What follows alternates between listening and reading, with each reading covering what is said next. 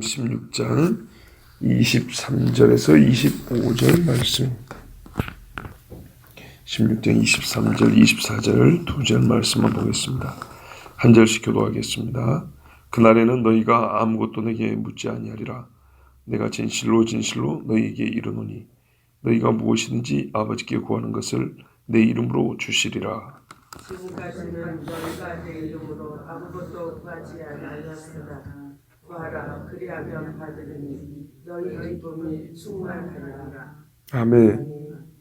22절까지 보면 너희가 지금은 근심하지만 조금 있으면 기뻐하리라 그랬습니다. 그리고 그 기쁨은 아무도 빼앗지 못한다 그랬습니다. 왜 근심합니까? 제자들이 예수님이 말씀한 조금 있으면이 무슨 말인지 못 알아먹어서 근심했다 그랬습니다. 분명한 거는 떠나간다는 건데 죽는다는 말인데 근심을 안 할 수가 없죠. 3년 동안 모든 걸 걸고 따라다닌 주님이 우리를 버리고 간다는 말이니까 어떻게 버리고 간다? 예, 그들 입장입니다. 그들 입장에서 어떻게 그것도 간다 그러냐 했더니 죽는다는 거예요. 근심을 안 할 수가 없어요. 그런데 또 조금 있으면 기쁨이 된답니다. 그러니까 이게 무슨 말인가 이해할 수가 없죠. 죽은 사람을 놓고 기뻐하려면 살아나야 되는데 산다는 것은 도무지 알 수 없는 이야기고 믿을 수 없는 이야기고 부활이라는 것은 듣도 보도 못했고 그런데 사실 엄밀히 말하면 듣도 보도 못한 게 아니라 여러 번 본 것이죠. 죽은 자를 3번 살려줬는데 불과 얼마 전에 나사로 살려준 거 보면 확실히 알 수 있는데 그러니까 이게 무지로 말미암음이라고 했어요. 또 구약성경에 기록이 되어 있었고 예수님이 지금까지 숱하게 가르쳐 왔습니다. 그런데도 아직까지 이해하지 못한 거로 주님이 그들이 성령 이야기도 해주고 막 많은 이야기를 해줘도 계속 이해하지 못한 조금 있으면 사로잡혀 있으니까 주님이 그 마음을 아시고 너희가 아직도 근심하는구나. 그러면서 이제 친히 묻지도 않은 질문에 대답을 해주신다 그랬죠. 그런데 이 사람들이 그 사건을 가지고 얘기를 해주면 여전히 못 알아먹을 것이 뻔함으로 왜 지금까지도 계속 말해도 못 알아먹으니까 결과만 말해준 거예요. 결과만. 그래 근심할 것이다. 내 기쁨이 곧 오리라. 그 기쁨이 오리라. 그리고 그것은 아무도 빼앗지 못한다. 예를 들면 있잖아. 여자가 아기 낳을 때하고 똑같아. 이렇게 이제 이야기를 해줬습니다. 그날에는 그 말이에요. 그 기쁨이 충만하는 그날에는 자 그러면 그날이 언제일까요? 가깝게는 부활 때죠. 가깝게는 부활 때고 조금 더 멀리 보면 성령 강림입니다. 여러분 재림 때는 맞죠? 물론 재림 때는 맞죠. 뭘 물어보겠습니까? 재림 때. 그런데 여기 보면 묻지 아니하는 나라고 아버지께 구하는 나라고 같은 시대예요. 천국 가서도 뭐 구하시려고요? 그거는 주님이 하시는 일이지 우리가 하는 일 아닙니다. 뭐 죽은 자들이 나를 위해서 빌어줄 것이다 막 이런 식으로 그거는 저기 불교에서 하는 이야기나 뭐 천주교에서 하는 뭐 성인들이 어쩌고저쩌고 이런 이야기 아닙니까? 우리는 주와 함께 즐거워하지. 뭐 거기 가가지고 주여 내가 살던 대한민국을 뭐 각 나라 출신들이 자기 나라 자기 민족 기도합니까? 우리가 진짜 하늘에 있는 중보자입니까? 그러면 카톨릭 따라가는 겁니다. 여기 보시면 그날은 23절에 아무것도 묻지 아니하는 날, 더 이상 질문이 없는 날이면서 동시에 아버지께는 예수 이름으로 구하는 날입니다. 그렇죠? 자, 그러므로 이날은 가깝게는 부활이지만 조금 더 멀리 보면 성령이 임하여서 지금까지 이른 예수님의 모든 말씀을 가르쳐 주시고 그리고 정말로 더 이상 궁금한 것도 없고 다만 인자는 예수 이름으로 구하면서 사역하는 전도하고 다니는 그날임을 알 수 있습니다. 물론 멀게 보면 재림 때까지도 내다볼 수 있어요. 왜냐하면 재림 때는 또 뭐라냐면 이 사역하는 동안에도 너희가 이 땅에서 거울과 고울을 보는 것 같지만 얼굴을 마주보는 것 같아서 모든 것이 드러난다 그랬어요. 그러니까는 이때에도 우리가 성령으로 충만해 살아도 궁금한 게 요만큼도 없냐? 꼭 그렇진 않아요. 제자들도 아무것도 뭐 궁금한 게 없어요. 꼭 그렇지도 않아요. 그러니까는 장래의 어느 날인데 가장 가깝게는 부활입니다. 가장 멀게는 재림인데 우리가 이제 전반적으로 볼 때는 그날이니까 하루는 말하는 게 어느 시대를 말하는데 부활로부터 시작된 기쁨이 시작된 그 시대. 그 완전한 충만 재림 때까지 볼 수 있는데 이제 제자들이 살아가는 날을 이야기하는 그런 맥락이기 때문에 그 전체적인 그날 중에 특별히 성령이 임하여 우리가 이 땅에 사는 그 시간, 이 시간을 강조해서 그 중에 가장 대표적인 기간으로 볼 수 있습니다. 그때가 바로 그날입니다. 그날의 첫 번째 특징이 뭐라고요? 너희가 아무것도 내게 묻지 아니하리라. 내게, 예수님께 물어보지 않는다는 거예요. 조금 있으면은 달린 문제들에 대하여 그 질문을 더 이상 주님께 하지 않습니다. 그때가 언제였냐면 부활 때였습니다. 왜요? 조금 있으면 너희가 곡하고 애통하겠으나 조금 있으면 기쁨이 충만하리라 그랬는데 부활 때 주님 만나고 나니까 곡함과 기쁨이 충만함이 조금 있으면으로 한 세트로 경험이 됐어요. 그 다음에 이제 승천할 때 또 조금 금신이 됐다 그랬죠. 그러니까 천사가 나타나서 왜 하늘 쳐다보고 있냐? 너희가 본 그대로 다시 오시리라. 기쁨으로 예루살렘에 가서 기도하는데 성령이 충만했어요. 그 뒤로 전혀 근심 없이 사역을 했어요. 옥에 갇혀도 매를 맞아도 기쁨이 충만해서 사역을 했어요. 자, 그러니까요. 그때가 되면 제자들은 예수님 앞에 조금 있으면이 무슨 말입니까? 라고 묻지 않아요. 더 이상 궁금해서 물어보지 않아요.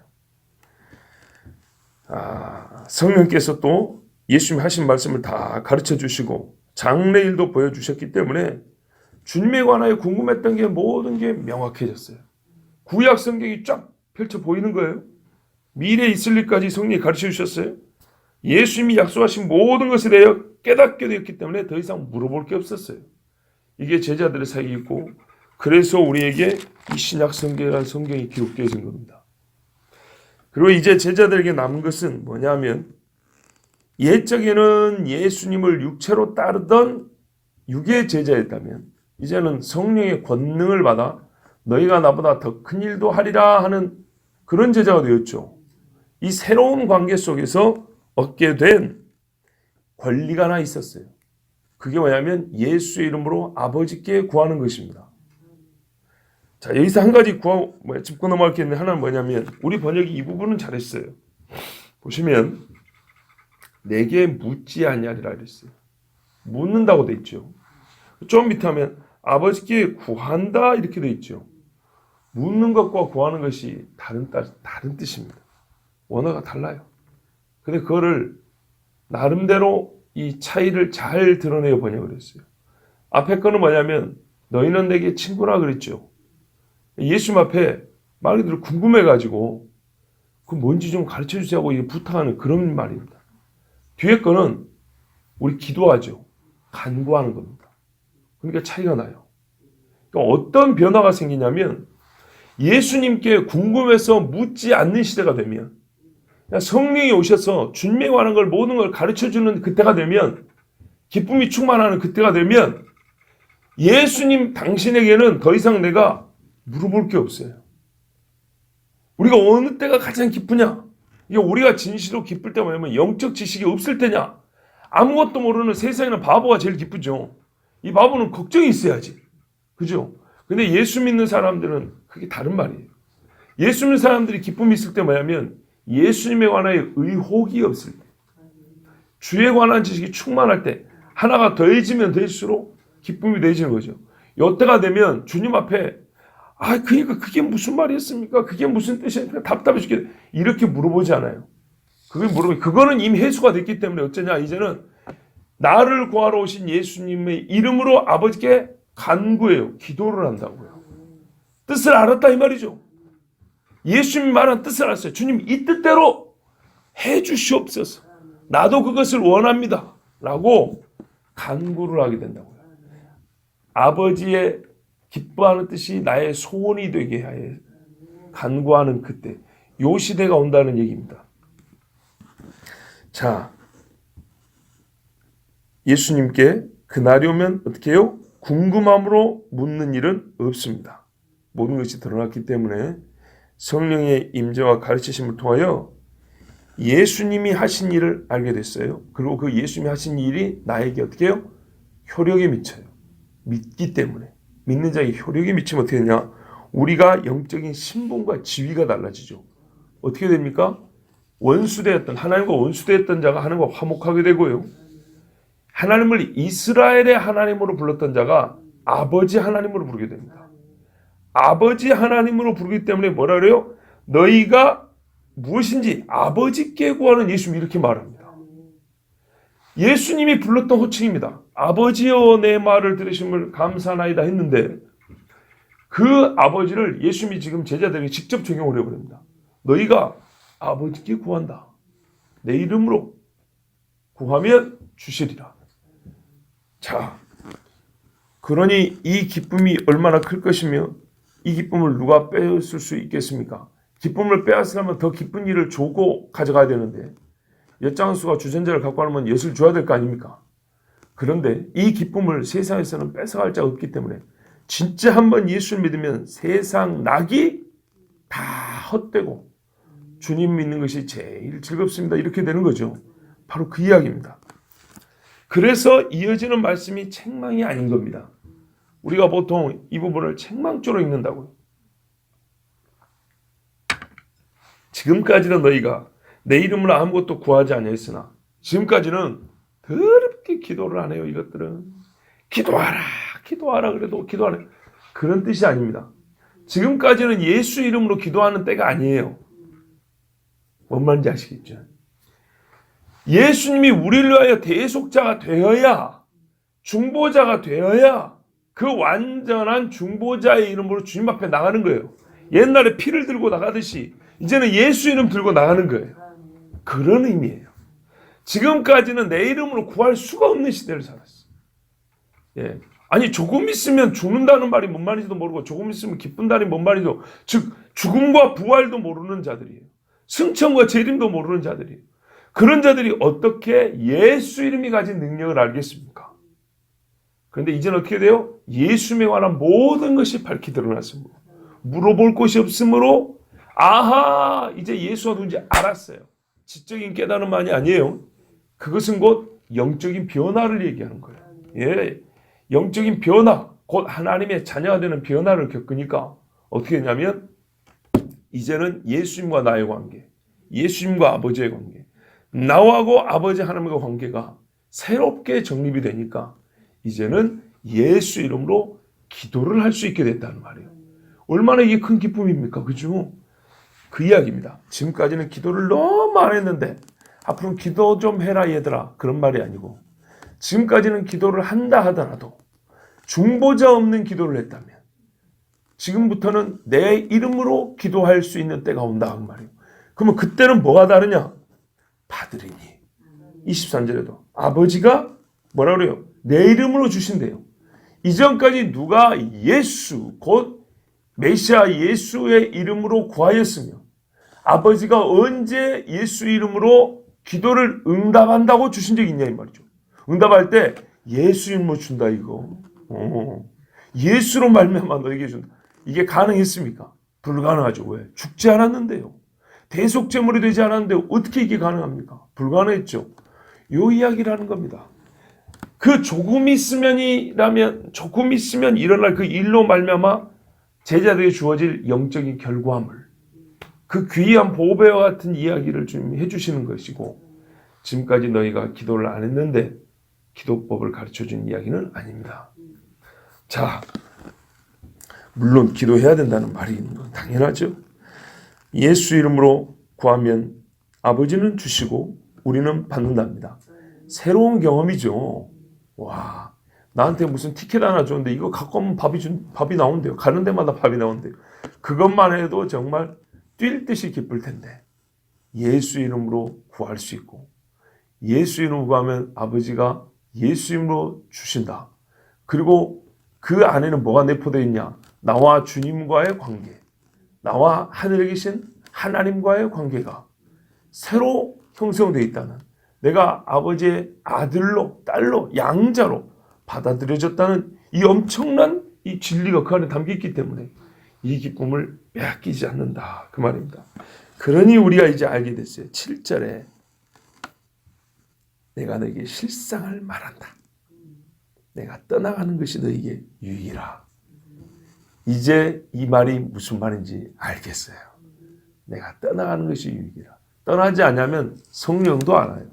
성령이 안 오면 예수님의 말씀 도무지 이해를 못하고 예수님 십자가 죽어도 슬플 뿐이지 나하고 예수님과 하나님과 무슨 관계인지 아무것도 알지도 못하고 변화도 일어나지 않아요. 그러나 이제는 떠나가는 것이 유익이라는 말이 무슨 말인지 그 진의를 우리가 알게 됐습니다. 다만 제한은 있어요. 예수 이름으로 불의를 구하면 안 되겠죠. 예수 이름으로 하나님의 본성을 거스른 것을 구하면 하나님이 거부하시고 또 잘못된 것을 구하면 수정을 해줍니다. 그러니까는 독약을 주시옵소서 해봐야 그런 건 안 줍니다. 유익이 되는 걸 줍니다. 물론 예수님에 관하여 의혹이 없을 정도가 되면 성령이 그렇게 깨우침을 주실 정도가 되면 우리가 무엇을 구해야 할지도 사실은 알게 됩니다. 그래서 한 가지 중요한 교훈을 이 본문을 통해서 추론할 수 있는 교훈을 하나 더 얻고자 합니다. 24절 후반부에 구하라 그리하면 받으리니 너희 기쁨이 충만하리라 그랬어요.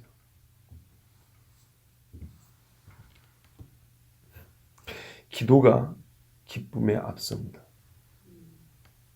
어제 저녁에도 같은 말씀인데 순서를 잘 생각해 보면 아주 중요한 교훈이 주어진다 그랬죠. 보세요. 구하라 그리하면 받으리니. 중간에 받으리니가 들어있는데 일단 중요한 이 맥락은 뭐냐면 구함과 기쁨입니다. 기쁨의 순도를 높이는 방법도 기도뿐입니다. 기쁘기는 기쁜데요. 아버지께 구하여 받은 일로 말미암아 기쁜 거하고 내가 만들어내는 기쁨은 순도가 달라요. 질이 다르다고요. 내가 만든 기쁨은 저질이에요. 이 세상이 주는 기쁨은요. 오래가지도 않을 뿐만 아니라 더러워요. 그죠? 어젯밤에도 이 세상에는 기쁨을 추구하고 어두운 구석구석 다 있던 사람들이 많을 겁니다. 아침 되면 그들의 더러운 기쁨의 그 찌꺼기와 증거들이 세상에 다 널려 있어요. 그래서 또 다른 인간들은 그 남들이 더럽게 기뻐한 그것들을 치우느라고 불쾌해요. 그러나 주님 앞에 기도함으로 얻게 되는 기쁨은 너도 좋고 나도 좋고 기쁨의 순도가 높고 확산되어 가죠. 빌립보서 4장 6절 7절 우리가 잘 아는 말씀에도 이 교훈이 그대로 담겨 있습니다. 아무것도 염려하지 말고 다만 모든 일에 기도와 간구로 너희 구할 것을 감사함으로 하나님께 아뢰라. 그리하면 모든 지각에 뛰어난 하나님의 평강이 그리스도 예수 안에서 너희 마음과 생각을 지키시리라. 뒤에 부분 보세요. 기도와 간구로 하면 뭐예요? 하나님께서 주시리라. 이렇게 짧게 나오면 더 좋았을 것 같지만 뒤에 말이 깁니다. 이렇게 구하면 그리하면 모든 지각에 뛰어난 하나님의 평강이 그리스도 예수 안에서 너희 마음과 생각을 지키시리라. 뭘 구하든지 이거는 항상 온대요. 그렇지 않습니까? 모든 일에 기도와 간구로 감사함으로 아버지께 아뢰라 그랬어요. 모든 일. 나는 직접적으로 평강을 구하지 않아요. 배가 고프기 때문에 먹을 걸 달라 기도해요. 직접적으로 하나님 막 불안해가지고 내가 잠을 못 자겠어요. 이런 일은 별로 없고 오히려 다른 일들을 많이 구해요. 모든 일. 그런데 우리 주님은 성령을 통하여 주신 약속이 뭐냐면 너희 마음과 생각을 지키시리라 이렇게 얘기를 했어요. 그러면 구한 것을 직접적으로 주지 않는다는 얘기인가요? 그거는요, 하나님께서 사실 뭡니까? 때에 따라 우리의 기도가 얼마나 주의 의에 부합하느냐에 따라서 그대로 주실 수도 있고 좀 바꿔주실 수도 있고 나아져 주실 수도 있습니다. 그런데 기도하는 즉시로 기도하는 자에게 항상 공통적으로 주시는 게 있어요.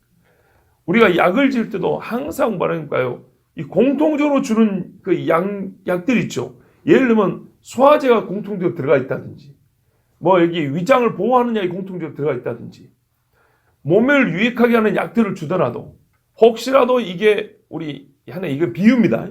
몸에 그 좋은 것들이 좋지만은 아니하고 부작용이 일어나거나 또 다른 해가 될까봐 해가 되면서 약이 되면 안 되잖아요. 그러니까 기본적으로 보호할 수 있는 약이 항상 들어있듯이 우리 주님이 아버지께 구할 때마다 모든 기도자에게 공통적으로 그리고 직접적으로 구한 걸 주시기 전에 먼저 주시는 응답이 뭐냐면 평강이라고 그랬어요. 평강을 주시는데 그리스도 예수 안에서니까 예수 이름으로 기도하는 건 당연하죠. 너희 마음과 생각을 지키시리라 그랬어요. 이게 참 중요합니다. 그래서 기도를 하면 신앙이 자란다는 말이 여기서도 우리가 깨달을 수 있는 겁니다. 보세요. 우리가 뭔가 기쁘지 않은 일이 있어서 보통 그걸 기쁘게 하기 위해서 기도를 합니다. 그런데 그러다 보면 우리 머릿속에 온갖 잡생각이 들어있습니다. 인간적인 수단과 방법들이 한 100가지 있는 와중에 기도를 합니다. 그런데 하나님께서 뭐라면요? 기도하면 먼저 평강이 있다 그랬죠. 너희 마음과 생각을 지키시리라.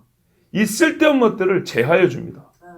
먼저 응답을 주기 전에 머릿속에 내가 원하는 기쁨의 수단들, 내가 생각하고 있는 평강의 방법들을 그것부터 하나님이 우리 속에서 제거를 해주고 정리를 해줍니다. 맞죠? 해보면 알아요. 그래서 아버지의 주시는 평강, 아버지가 정해주시는 방법이 딱 떠오르면서 아버지가 주시는 평강과 이 안녕, 마음의 안녕이 있어요. 그러고 나서 세상을 다시 보면 내가 구한 것을 지금 손에 쥐게 안 주어도 마음이 기쁘다고요. 평강이 있다고요. 그리고 때가 되어 그걸 주면 어떻게 해요? 진짜 순도 높은 기쁨을 받는다고요. 순도가 높아요. 깨끗해요. 깨끗해. 이게 빌립보서에도 나와 있어요. 먼저 너희 생각과 마음을 지키시리라. 이게 아니면 구하는 대로 줘봐야 어떻게 돼요? 이게 더럽기 때문에 깨끗한 응답들도 더럽겠어요. 지저분하게. 그래서 자기 마음은 잠시 기쁠지 모르지만 하나님의 마음을 기쁘게 하지 못해요. 근데 우리 주님이 그랬어요. 구하라 그리하면 받으리니 너희 기쁨이 충만하리라. 보세요. 이 와중에 구하는데 아까 조건이 있다 그랬죠. 제한되는 구역이 있어요. 내가 아버지 앞에 불의한 걸 구하면 받으리니가 될까요? 아니죠. 아버지께 안 줍니다. 안 주면 내 마음이 기쁠까요? 근데 꼭 그렇지 않습니다. 기도하면 말이죠. 못 받았는데 아이고 주님 제가 그거를 그렇게 구하면 안 되는데 이제 알았습니다 하고 이 기쁨이 있어요. 이 평강이 있어요. 그리고 하나님이 시간을 두고 차근차근 수정해 주시면서 아 그거였군요. 주님 그렇군요. 이러면서 받아가요. 그죠? 그러니까요. 최종적인 이 기쁨이 당연히 있을 수밖에 없으며 순도가 높고 깨끗한 기쁨을 얻게 돼요. 그러니까 여러분 항상 기뻐하라. 쉬지 말고 기도하라. 범사에 감사하라 그랬죠. 이것도 이 말씀 안에 다 들어있는 거 아세요? 빌립보서에 너희 구할 것을 감사함으로 하나님께 아뢰라. 그러면 모든지가 뛰어난 하나님의 평강이 너희 마음과 생각을 지키시라 그랬죠. 여기에 기쁨과 뭡니까? 기도하라. 두 개 들어있죠. 기뻐하라는요. 아니. 기도하라, 감사하라 여기 들어있죠. 그러니까 우리 주님이 기쁨을 준다잖아요. 예. 성경의 기록은 항상 기뻐하라, 쉬지 말고 기도하라, 범사에 감사하라가 순서가 이렇게 되어 있는데요. 이게 우리 안에서 실제화되는 거는요. 어떻게 보면은 거꾸로입니다. 반대로 하면은 믿음과 소망과 사랑이 항상 함께 있다 그러죠. 우리 지금 성경의 어법을 보세요. 성경의 어법은 믿음, 소망, 사랑이 항상 함께 있을 것이다. 분리되지 않습니다. 순환적이에요. 서로. 손잡고 강강수를 해요. 이 중에 제일은 맨 뒤에 거 사랑이니라 이렇게 돼 있죠. 그러면 사랑을 먼저 놓을 것이지. 그렇지 않아요. 성경에 우리에게 말하면 우리 개인적으로 말투가 있는 것처럼 성령이 쓰시는 말투가 있어요. 말의 수는 어법이 있어요. 항상 기뻐하라. 쉬지 말고 기도하라. 범사에 감사하라. 그죠? 근데 기쁨이 맨 앞에 있는 게 아니고 실제적으로 어떻게 한다고요? 범사에 감사하며 기도하면 구하면 우리가 항상 기뻐할 수 있어요. 그러니까 이 세 가지를 항상 같이 있는 거예요.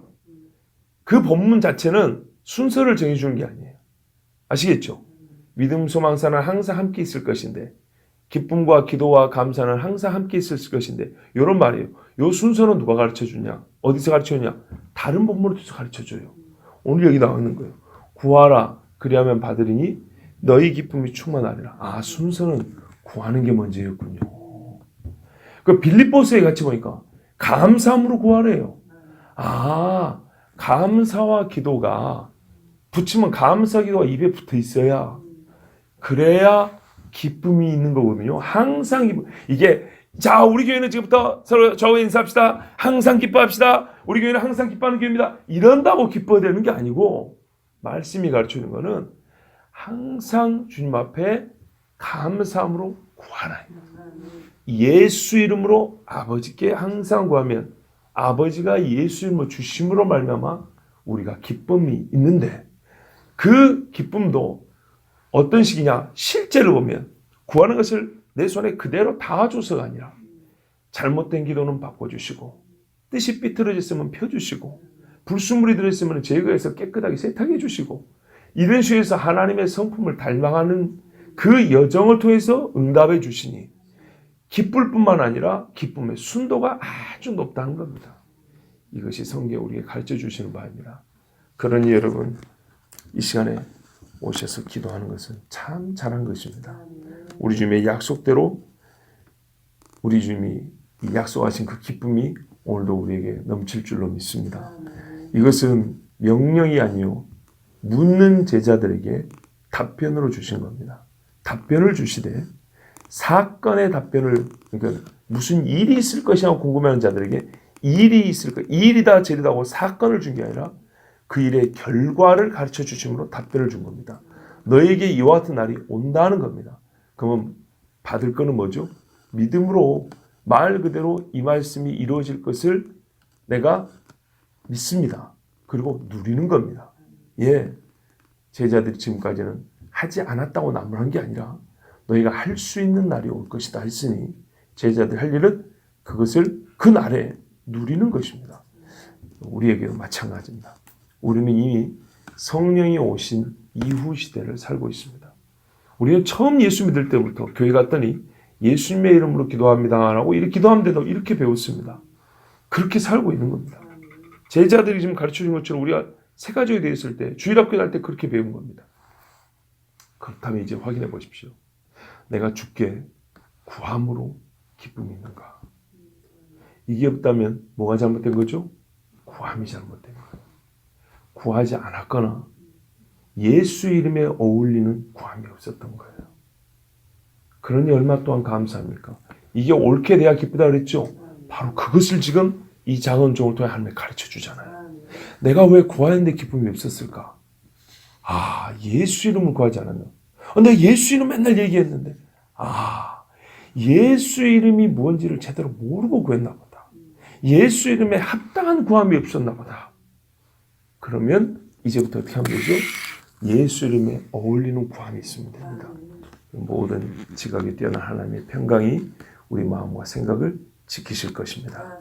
그 기쁨은 아무도 빼앗을 자가 없습니다. 기도하겠습니다. 하나님 아버지 감사합니다. 오늘도 우리와 함께 하시고 귀한 자애들을 부르십니다.